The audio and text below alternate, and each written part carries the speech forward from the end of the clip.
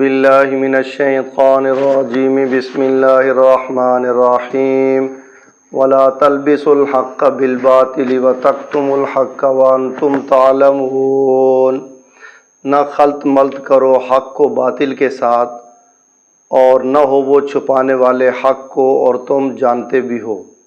محترم ناظرین، محترم خواتین و حضرات، سورہ بقرہ پہلا پارہ آیت نمبر 42 بنی اسرائیل کا تذکرہ جاری تھا اور عرض کیا کہ مکمل پاؤ میں بنی اسرائیل کے عروج کی داستان بھی بتائی اور ان کی زوال کے اسباب بھی بتائے، اور کچھ بیماریاں ان کی وہ بتلائیں جو ان کی عوام میں تھیں اور کچھ بیماریاں وہ بتائیں جو ان کی خواص میں تھیں، یعنی ان کے علماء کے اندر۔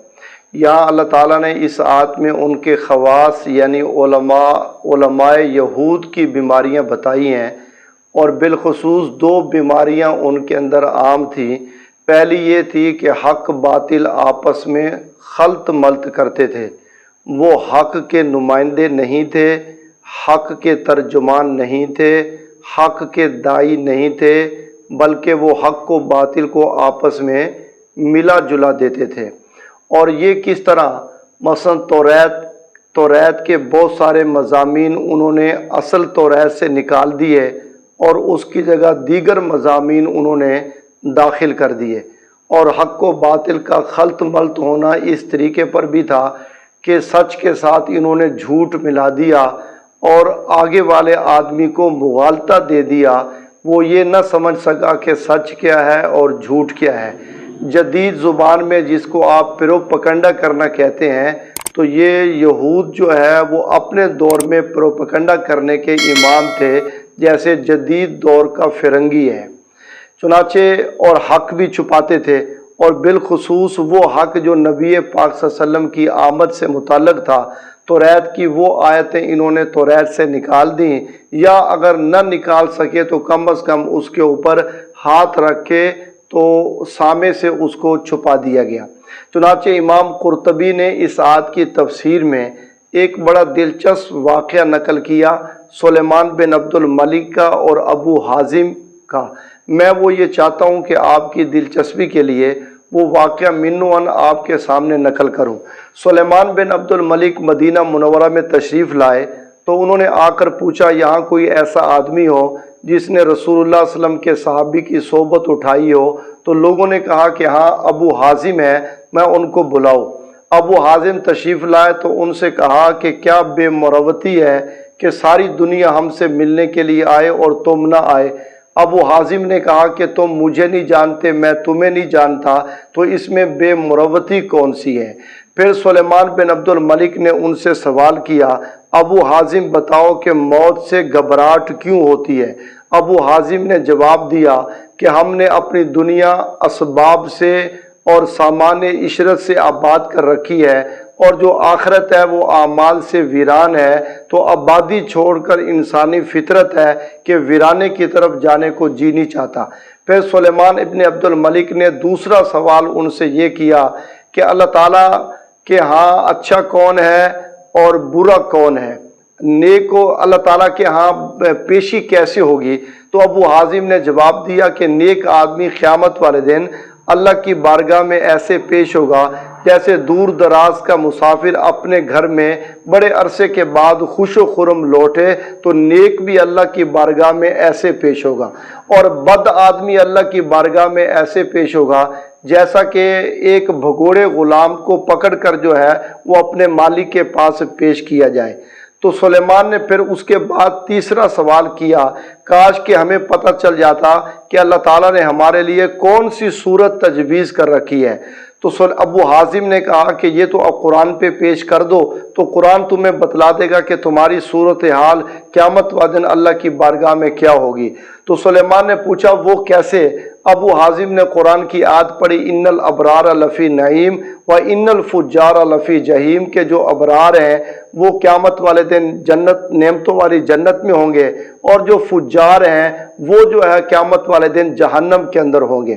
پھر سلیمان بن عبد الملک نے پوچھا یہ بتاؤ کہ کلام اور گفتگو کون سی افضل ہے؟ تو ابو حازم نے کہا کہ جس آدمی کا ڈر یا جس سے امید وابستہ ہو بغیر رو رعایت کے اس کو سیدھی بات کہہ دو، یہ افضل کلام ہے۔ پھر اس نے پوچھا کہ افضل عمل کون سا ہے؟ ابو حازم نے جواب دیا کہ فرائض واجبات کی پابندی کے بعد حلال کا اہتمام کرنا اور حرام سے اپنے پیٹ کو بچانا یہ افضل عمل ہے۔ پھر اس کے بعد ان سے پوچھا گیا کہ یہ بتاؤ کہ افضل دعا کون سی ہے؟ ماں کہ جس آدمی پر احسان کیا ہے اور وہ محسن جو ہے وہ تمہارے حق میں جس پر احسان کیا وہ تمہارے حق میں دعا کر دے تو وہ دعا قبولیت کے زیادہ قریب ہوتی ہے۔ پھر ان سے پوچھا سلیمان بن عبد الملک نے ابو حازم سے، یہ بتاؤ کہ سمجھدار آدمی کون ہے؟ ماں کہ افضل اور سمجھدار آدمی وہ ہے کہ جس کی زندگی میں دو چیزیں جمع ہو، ایک اس کے مزاج میں مروت ہو، یعنی دوسروں کے ساتھ وہ دید رکھتا ہو، دوسروں کی رعایت رکھتا ہو، جس کو مروت اور اخلاق کہتے ہیں، اور دوسرا یہ ہے کہ وہ عقل سلیم رکھتا ہو۔ تو اخلاق اور عقل رکھنے والا آدمی تمام لوگوں سے افضل ہوتا ہے۔ پھر ان سے پوچھا یہ بتاؤ کہ احمق اور بے وقوف کون ہے؟ جواب دیا کہ احمق اور بے وقوف وہ ہے جو دوسروں کی دنیا بنانے کے چکر میں اپنی آخرت کو برباد کر دے، اس کو کہتے ہیں احمق اور بے وقوف آدمی۔ پھر سلیمان بن عبد الملک نے ابو حازم سے کہا کہ میرے ابا و اجداد کے بارے میں کیا تم کہتے ہو؟ تو ابو حازم کہنے لگے کہ نہ پوچھو تو بہتر ہے، میں نہیں ضرور بتاؤ۔ ابو حازم نے کہا بزور شمشیر وہ لوگوں پہ مسلط ہوئے، لوگوں کا قتل عام کیا اور بیت المال کا خزانہ اور اس کی دولت سمیٹی اور پھر مر گئے۔ کاش تمہیں پتا ہوتا کہ انہوں نے اللہ کی بارگاہ میں کیا کہا اور اللہ کی طرف سے ان کو کیا کہا گیا۔ چنانچہ ایک آدمی بیٹھا ہوا تھا، کہنے لگا وہ حازم سلیمان بادشاہ سلامت کے بارے میں ایسی بات نہ کرو۔ تو سلیمان ابو حازم کہنے لگے کہ نہیں، ہمیں اللہ نے اس بات کا حکم دیا ہے، کسی بھی امت کے جو علماء ہیں ان کو چاہیے کہ حق بیان کریں اور وہ حق کو چھپائیں نہیں۔ چنانچہ اسی بات کے لیے امام قرطبی نے یہ سارا واقعہ اس آیت کے ضمن میں نقل کیا، اور پھر ابو حازم نے کہا کہ میرے لیے دعا کر دیں۔ سلیمان بن عبد الملک نے ابو حازم سے کہا میرے لیے دعا کریں، تو ان الفاظ کے ساتھ دعا کی کہ یا اللہ اگر یہ تیرا مقبول بندہ ہے تو اس کو مزید نیک اعمال کی توفیق دے، اگر یہ برا آدمی ہے تو اس کو سر کے بالوں سے پکڑ کر اپنے نیک راستے کے اوپر چلا۔ اور پھر فرمایا کہ میرے لیے کچھ نصیحت کریں، فرمایا نصیحت یہ ہے کہ تکبر چھوڑ دو، مروت اختیار کرو، اور جو حقوق والے ہیں ان کے حقوق جو ہے وہ تم ادا کرو۔ پھر اس کے بعد ابو حازم نے سلیمان بن عبد الملک نے ابو حازم سے یہ کہا کہ میرے لیے کچھ نصیحت بھی کر دیں، تو پھر ابو حازم نے ان کے لیے بہت سی کھری کھوٹی باتیں وہ نصیحت کے طور پر بھی ان کو کہی۔ جب وہ جانے لگے تو انہوں نے اپنے خادم کو بھیجا کہ جاؤ ابو حازم کو 100 اشرفیوں کی تھیلی دے کے آؤ۔ جب ان کے پاس 100 اشرفیوں کی تھیلی بھیجی تو انہوں نے اس جواب کے ساتھ اس کو واپس کر دیا، اگر یہ میرے کلمات کا معاوضہ اور ان کی قیمت ہے، میرے بولوں کی قیمت ہے، تو یہ میرے لیے خنزیر ہے۔ اگر تم نے اس لیے دیا کہ بیت المال سے میرا حصہ بھی ہے، تو پھر میری طرح کے اور بھی ہزاروں علماء ہیں، تم نے ان کو کیوں نہ پیش کی؟ یہ کہہ کر ان کا ہدیہ ان کو واپس کر دیا۔